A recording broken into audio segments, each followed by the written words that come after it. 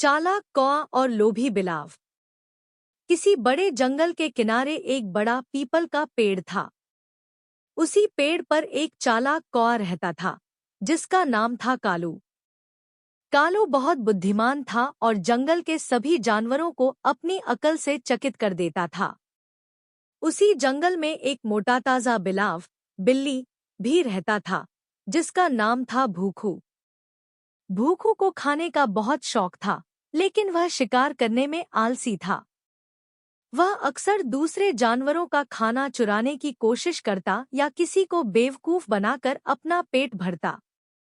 एक दिन भूखू ने देखा कि कालू कौआ रोज पेड़ पर बैठकर कोई न कोई स्वादिष्ट चीज खा रहा होता है, कभी रोटी, कभी परांठा, कभी फल। वह सोचने लगा, अगर मैं इस चालाक कौए को किसी तरह बेवकूफ बना दूं, तो रोज खाने की टेंशन खत्म।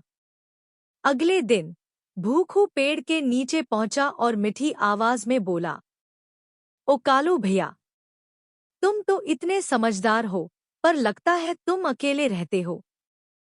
क्यों न हम दोस्त बन जाए? मैं तुम्हारी मदद करूंगा और तुम मुझे थोड़ा खाना दे देना। कालू समझ गया कि बिल्ली की मंशा ठीक नहीं है, लेकिन उसने सीधे मना नहीं किया। उसने सोचा, देखते हैं इसे सबक कैसे सिखाया जाए। अगले दिन कालू ने रोटी का एक बड़ा टुकड़ा उठाया और पेड़ पर बैठकर दिखावे से खाने लगा।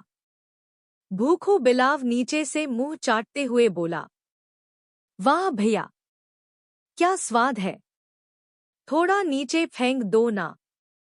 कालू बोला, भूखू भैया, मैं तो थोड़ा दूर जाकर खाऊंगा, यहाँ शांति नहीं है।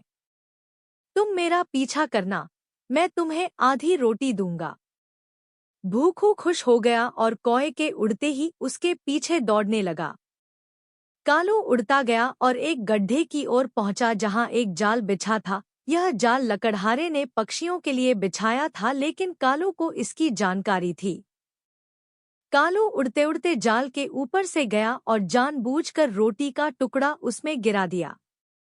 भूखू ने बिना सोचे समझे जाल में छलांग लगा दी और जैसे ही उसने रोटी उठाई, उसका पैर फंस गया। वह फंसकर जोर-जोर से चिल्लाने लगा, बचाओ, कोई तो बचाओ।